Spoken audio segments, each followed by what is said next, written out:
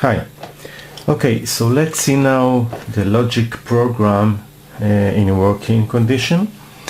And again, I've connected a board on the Arduino UNO board, which is extender that enable me to connect all the pin in an easy way. Okay, so each output is connected to another LED. So the first LED is the AND, the second is the OR, the third is the NOT, and the fourth is the NAND. Okay, so now the board already get power from the USB, and it's also a display on the serial port the condition every 5 seconds, and in a real time we can see how the gate is working. So let's see how it is working now. So the first two pins here, these pins number 2 and 3 are the AND input. So generally AND gate is like it sounds, it's AND. So you need A to be 1 or high volt and also B. Just if they are both together 1, you will get the LED lighting. So now the default, I've connected it to ground. If it is in the air, I've tried to put in the software a pull down, but this doesn't work very well all the time. So let's see. So if I take the first pin and now connected it to VCC to 5 volt, it is not enough condition. We need also to take the second input of the AND and connect it to VCC. And we can see that the AND is working. This is the blue LED. And if I take one of them again and connect to GND, no matter which one, it will unlight or shut the LED off as AND should be. Again, the second. Also, we need both to be 1 in order to see the LED lighting, as we can see now. Okay, so let's connect it back to ground. And now take the OR gate. The OR gate are the second two pins, which are 5 and 6, like written in the software. Okay, so now they are both ground. If one of them is going to VCC, it's like, or it's A or B will be 1, the output will be 1. Okay, let's take one of them, connect to 1. We can see the green LED is lighting. If they are both 1, so sure it is still lighting. If we will take the first to ground, it is not yet off. We need to take also the second.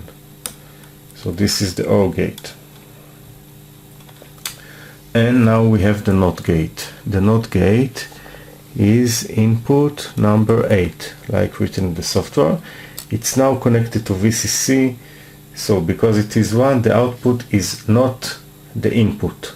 So if the input is connected to 5 volt, the output is 0, so the LED is not lighting. If you will take from 5 volt to GND, it will light, like NOT gate should act. I remind again that you can see it on the display serial port.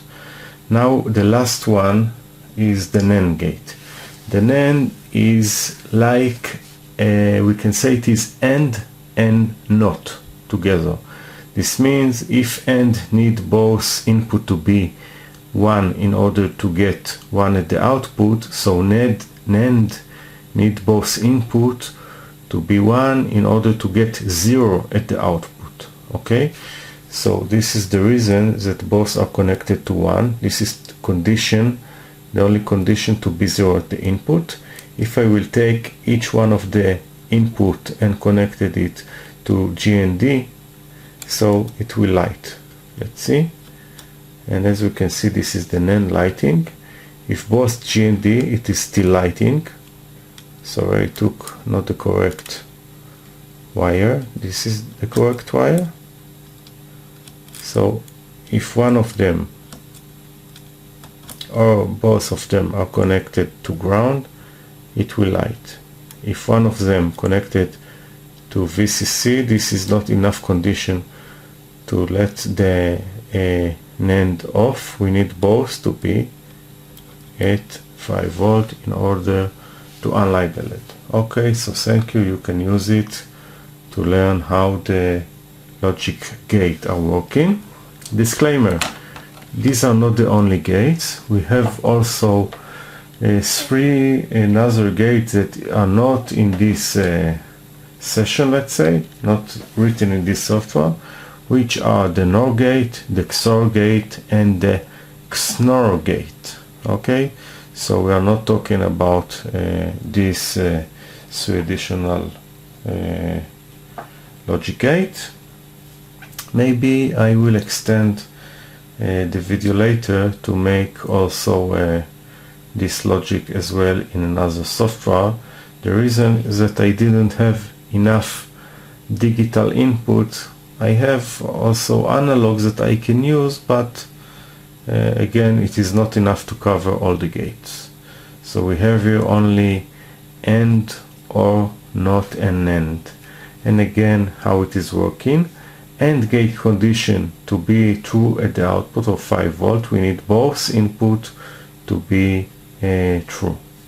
OR gate to be 1 at the output, we need only one input to be true in order to get true at the output. And of course, if we have both true input in the OR, the output will be also true.